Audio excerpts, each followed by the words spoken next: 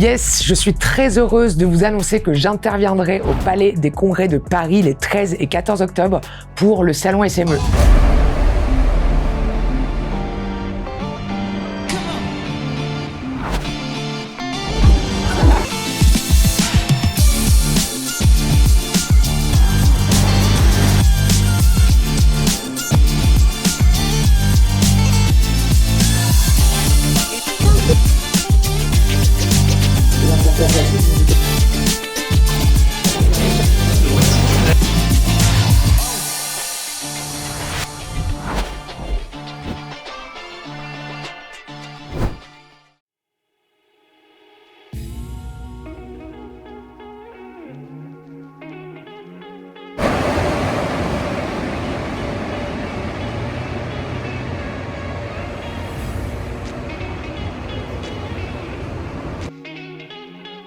Bon ben nous voici en route de nouveau avec l'équipe sur la région parisienne puisque je vais animer une conférence dans le cadre du salon SME. J'ai franchement eu la chance d'être invité à ce salon en tant que conférencière pour la première fois. Et le titre de cette conférence sera donc du chaos opérationnel au pilotage maîtrisé. Pour ceux qui me suivent depuis un petit moment, vous savez que c'est un sujet qui me tient particulièrement à cœur, puisqu'il y a des solutions dans le monde du food and beverage, dans le monde de la restauration, et c'est justement ce qu'on va continuer de propager autour de nous. Et comme toujours, nous sommes une équipe dans la joie et la et l'élégance. Ah là là.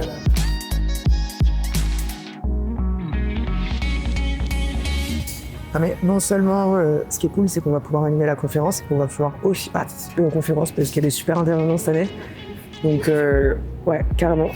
Et puis alors le petit cadeau d'avoir été tiré au sort pour passer un moment privilégié avec Kelly Massol, et ça, j'ai franchement hâte. Parce qu'en vrai, quand on est à ma place, qu'on part de la Côte d'Azur pour aller à Paris, j'avoue qu'on est quand même bien content parce qu'on a beaucoup plus de restos à tester.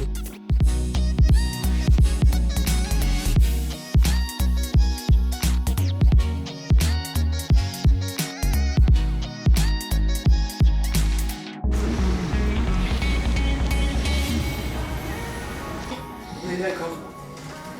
Non, mais c'est bien, c'est sûr qu'on va pas se le dire.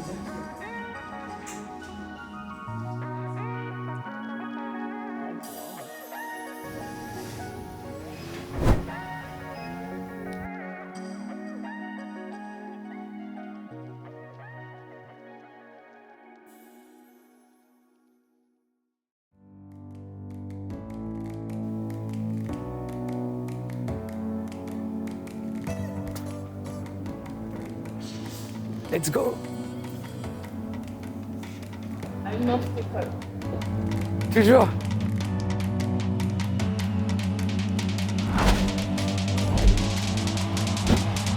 On passe d'une petite salle des fêtes au Palais des Congrès. Moi, je dis à ce rythme-là, l'année prochaine, on est à Bercy.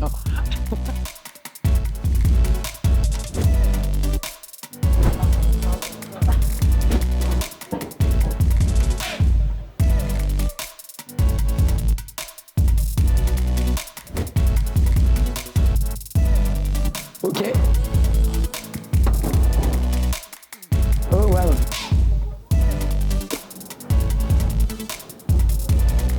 Vraiment, c'est pas bien. Non mais par contre, vous êtes sûr que c'est ma salle? Waouh.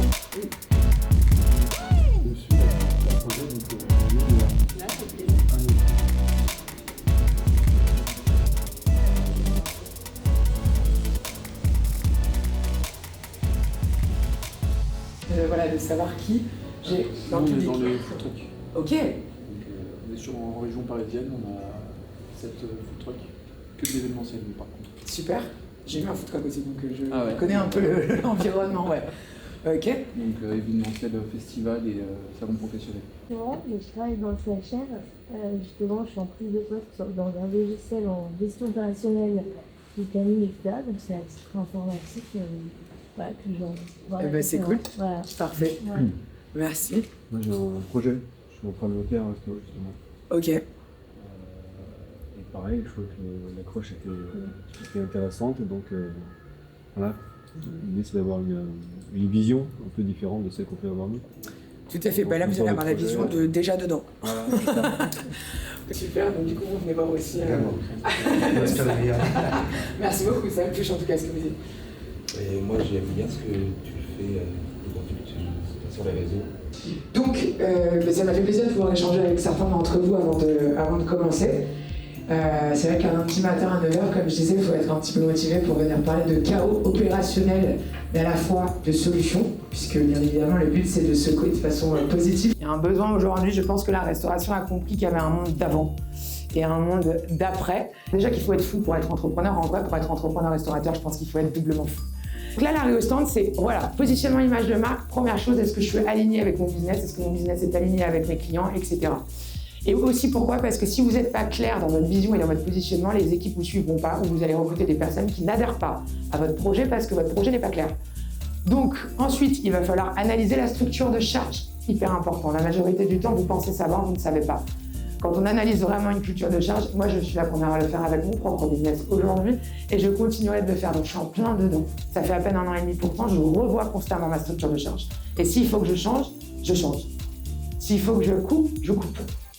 Mais vous êtes chef d'entreprise et vous devez passer par des choses des fois inconfortables, mais qui vous permettent, vous avez un devoir légal avec cette boîte, c'est de la faire marcher et vous avez des vies entre vos mains qui sont vos équipes. Et si vous voulez les amener plus loin, vous voulez que vos clients aillent manger chez vous et pas chez vos concurrents, parce que chez vos concurrents c'est moins bon que chez vous, vous devez aussi faire ce travail-là. Voilà. Fluidifier les opérations quotidiennes, parce que bien la majorité du temps il n'y a pas vraiment de process justement comme on le disait, et repenser la structure RH et digitale. On va rentrer un petit peu dans le détail à ce niveau-là. C'est tout ça un audit. Quand on disait de père en fils, de père en fils, il y avait énormément de transmission. On passait beaucoup plus de temps à transmettre aussi, je pense. Aujourd'hui, on passe beaucoup plus de temps à être dans le rush, à perdre en productivité en étant la majorité du temps sur le téléphone 1 milliard de fois dans la journée, ou des choses comme ça qui fait qu'en fait, on a envie de transmettre aux gens autour de nous. Et la transmission, c'est hyper important. Encore une fois, la seule chose qui va vous permettre d'aller très loin dans la vie, c'est une équipe. Les talents ne cherchent pas du travail, les talents cherchent des projets. Mais sauf que plus vous êtes dans cette catégorie, vous savez, de important et urgent, plus vous avez un train de retard par rapport à la gestion de votre établissement. Le bon positionnement d'un entrepreneur, il est dans l'important, pas urgent. Là, le chef d'entreprise, il est bien dans l'important, pas urgent. Parce que lui, il a du coup des actions à haute valeur ajoutée, un gros impact dans son entreprise. Il n'est pas en permanence en train de gérer des urgences. Donc dès qu'il y en a une, il faut la traiter. C'est pour secouer un petit peu, mais positivement, je vous rassure, c'est que dans le sens où il ne faut pas réguler un business, c'est un business. Et dans un marché, quand il y a du business, il y a les bons et il y a les mauvais. Donc si vous êtes bon, eh bien évidemment, vous allez pouvoir prendre une part de ce gâteau-là. Si vous êtes moins bon, malheureusement, vous risquez de rester sur le côté. Et c'est la même chose dans tous les business, en fait. Quand vous ouvrez une entreprise et que vous n'avez pas forcément les moyens, on reste un petit peu sur cette croyance limitante que si j'ai pas d'argent, je peux pas bien payer les gens, et si je peux pas bien payer les gens, je peux pas recruter les bonnes personnes. Parce que les bonnes personnes, elles ont un prix. Je suis d'accord avec vous. Maintenant, il y a aussi de très bonnes personnes qui souhaitent monter en compétences. Et donc, il y a différentes stratégies de recrutement à différents niveaux de là où se situe l'entreprise. Et c'est pour ça qu'il faut aussi revoir et pas avoir peur de revoir son organisation. Des fois, les équipes qui sont là au démarrage ne sont pas les équipes qui sont là au moment où ça pète. Parce qu'elles suivent pas, parce qu'elles évoluent peut-être pas aussi vite que l'entreprise, parce que ceci, et c'est OK. Donc c'est pour ça qu'un entrepreneur, n'oubliez pas, un chef d'entreprise, il pense 10 ans plus tard. Quand aujourd'hui on se plaint de la génération Z, n'oubliez pas que ce sont les directeurs de demain de vos établissements. Donc peut-être qu'il faut s'y intéresser un minimum à cette génération Z aussi. On a prouvé par A plus B qu'en changeant la cible, en changeant le ticket moyen, en revoyant complètement le positionnement, on passait de 30 à 80 000 euros de profit en ayant divisé par 2 le temps de travail. Ça, c'est parce qu'on a fait un arrêt au stand. Enfin, c'est parce que je suis venue le faire du coup. Mais sinon, elle aurait continué à peut-être rajouter je ne sais quel plat, parce qu'elle dit que peut-être ça va pas plaire, parce qu'elle dit que ceci. Et en fait, on s'embarque dans une morosité comme ça, et surtout, on fait les choses en étant à côté de la plaque. C'est pour ça qu'il faut vraiment prendre cet arrêt au stand et se dire c'est quoi ma marque, à qui je vends. Et après, oui, bien sûr qu'il y en a d'autres qui vont venir autour. Très important, se concentrer sur les 20% qui génèrent les 80% de résultats. Cette phrase dans la restauration, moi j'ai mis du temps. J'ai mis du temps et en fait c'est parce que je me suis encore une fois là aussi beaucoup plantée, mais On est tellement passionnés, tellement accrochés à notre morceau de gras, notre événement, notre truc de se dire c'est comme ça que je vais servir mon assiette. C'est comme ça parce que sinon ce sera pas bon. C'est comme ça que je sers ma cliente, sinon ce sera pas bien fait, etc. Mais au final, des fois, on passe 80% de notre énergie pour gagner cacahuète à la fin. Apprenez à recruter. Parce qu'un bon entrepreneur, c'est vraiment quelqu'un qui sait s'entourer. Ce qu'on veut dans une communication ou dans un business, c'est pas attirer plus de clients. C'est attirer plus de clients qui ressemblent à notre meilleur client. On ne veut pas tout le monde. On n'a pas envie de servir tout le monde. Pour ceux qui souhaitent discuter, on peut se retrouver au bar Harlequin pour boire un café, discuter de vos projets, échanger en profondeur. J'aime bien prendre le temps qu'il faut. Comme vous pouvez le voir, j'aime beaucoup. Je rentre dans des parenthèses parce que j'ai toujours envie d'en donner plus et de vous en partager plus. Et des fois, je me perds, je reviens. Mais c'est toujours dans ce souci de vouloir justement vous apporter conseils et vous apporter des solutions concrètes sur la table, parce que c'est ce qu'on aime bien, on aime bien la concrétude. Merci beaucoup.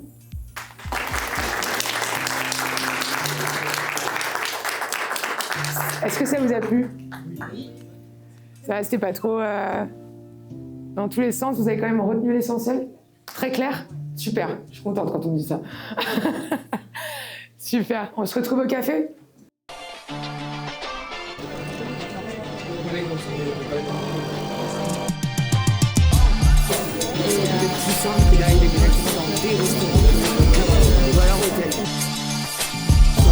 Normalement, on est ici pour le terrain, on a ok.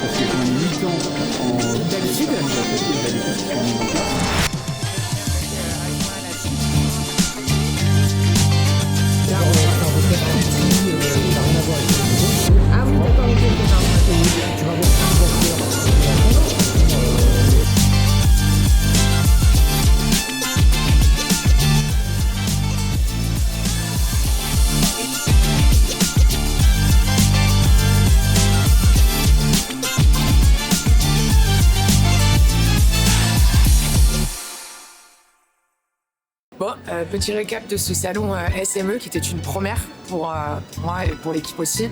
Et c'est vrai que c'est hyper intense, c'est riche. En plus, ça va probablement mener à de très belles collaborations par la suite, puisque nous avons eu la chance de boire un café aussi avec les participants qu'il y avait dans la salle, dont certains très bons et beaux restaurateurs. Donc ça c'est chouette, donc j'ai hâte de voir ce que ça va donner par la suite et probablement d'autres belles collaborations. Puisque c'est ça aussi la vie entrepreneuriale, il n'y a pas que les clients qui comptent, il y a aussi toutes ces belles collabs qui fait que tu améliores tes services en permanence grâce au réseau que tu construis et aux opportunités que tu peux offrir à tout ton réseau aussi et à tous tes clients. Donc ça c'est chouette, et en plus de ça, derrière, parce que une fois que tu as parlé pendant 3-4 heures, tu te retrouves encore, d'ailleurs j'en perds ma voix, même si elle est déjà assez grave de base, mais on a eu l'occasion aussi de pouvoir interviewer des personnes chez SumUp, qui est aussi une solution digitale, entre autres pour les restaurateurs, mais pas que, et Hostinger, que je ne connaissais pas, et qui est aussi une solution pour créer des sites internet en quelques minutes grâce à l'IA. Et ça, pour le coup, c'est vrai que non seulement très belle rencontre, mais en plus de ça, pertinente, parce que c'est vrai que quand on voit que la restauration, c'est quand même un gros exemple sur le fait que beaucoup n'ont pas de site internet ni de compte Google, enfin de page Google, c'est pas normal. Et aujourd'hui, avec ce genre de solution, il n'y a plus d'excuses. Donc voilà, maintenant on attaque le deuxième jour et on va pouvoir rentrer dans une conférence avec Kelly Massol. Et en plus, j'ai été sélectionnée pour avoir un moment privilégié avec elle juste après. Et ça n'a pas de prix. Bonjour à toutes et à tous, merci d'être là aussi nombreux, et un immense merci à Kelly Massol, marraine du salon cette année, d'être avec nous pour cet échange privilégié. Merci Kelly, avec votre présence. Tout d'abord, je suis ultra fière d'être marraine du salon cette année. Merci pour cet accueil chaleureux. Et puis, je pense qu'on va passer un excellent moment ensemble. Votre parcours et qui raconte, je dirais, toutes les facettes de votre parcours, à la fois les succès et les difficultés. Vous y parlez d'ambition, d'engagement.